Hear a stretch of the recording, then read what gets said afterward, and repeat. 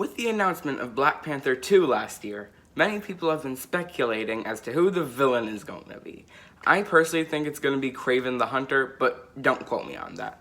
It's important to have a good villain, because the quality of the villain is usually a good barometer of how the film will be. Take Thanos for example. He is both memorable and awesome, and Infinity War and Endgame are two of the most popular movies of all time. Meanwhile, Abomination was weak and unmemorable, and people often forget that his movie even exists. However, most of the people who I've talked to about this think it's going to be Namor. If you don't know who Namor is, it's basically just Marvel's version of Aquaman. If you don't know who Aquaman is, then look it up. I guess it would be interesting to have Wakanda and Atlantis at odds with each other, but I want Namor to be a hero, so having him introduced as an antagonist would mess with that. Again, I think Kraven is going to be the villain. It would be an interesting dynamic, putting T'Challa's skills as a hero to the test, and having Kraven basically hunt him. If not him, I think it's probably going to be Manape in his true form. He was probably made king of Wakanda after T'Challa was dusted, and I don't think he's going to give that up without a fight. However, I do agree that Namor should and will be a part of the MCU at some point. He's already been teased with the Atlantic Ocean point on the superhuman activity map thing in Iron Man 2. But other people keep taking the dumbest lines and actions and claiming they're references to other Marvel properties. For example, in the hologram meeting scene from Endgame, Okoye mentions an underwater earthquake, and people are taking this to mean that Namor is in this universe because water, I guess. As Okoye says, "It's an earthquake under the ocean. We handle it by not handling it." Seriously, people, it's just an underwater earthquake, and I have no clue why people take this to mean that Namor is in this universe.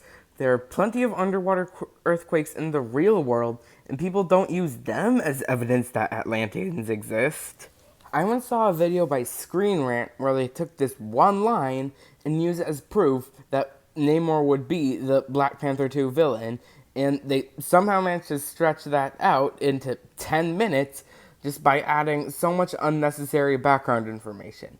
If you were to remove all of the setup and the padding and the fluff, then their argument would have just been, there's an underwater earthquake in Endgame, therefore Namor.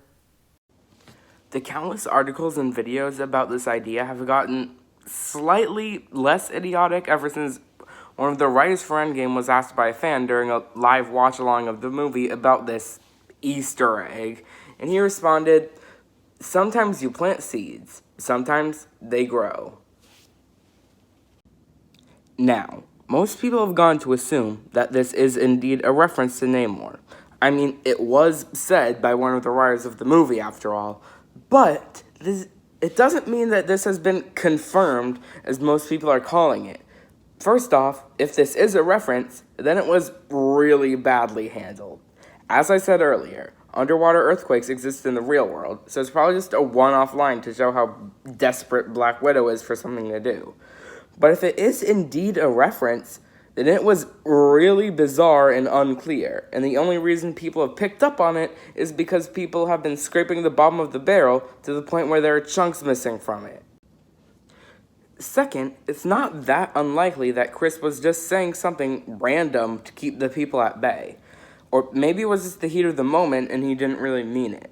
My point is that this was just a random vague statement from a watch-along and not an official statement from Marvel, so we shouldn't be taking it as seriously as we are. And even if what Chris said was completely serious and intentional, he said, "Sometimes you plant seeds, sometimes they grow." There are other ways to interpret that.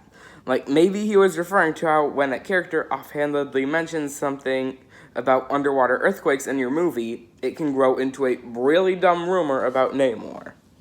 By the way, I feel like I should point out that the article I've used as a reference for the opposing arguments has the worst conclusion I've ever seen. It says this: "Now that the original Atlantean is back under the Marvel roof, that line of dialogue from Endgame could either be prophetic or just a tease meant to drive diehard fans nuts."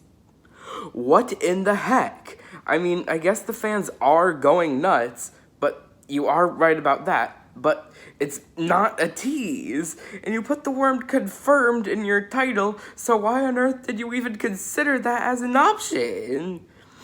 I would like to address the writer of this article personally, Don K.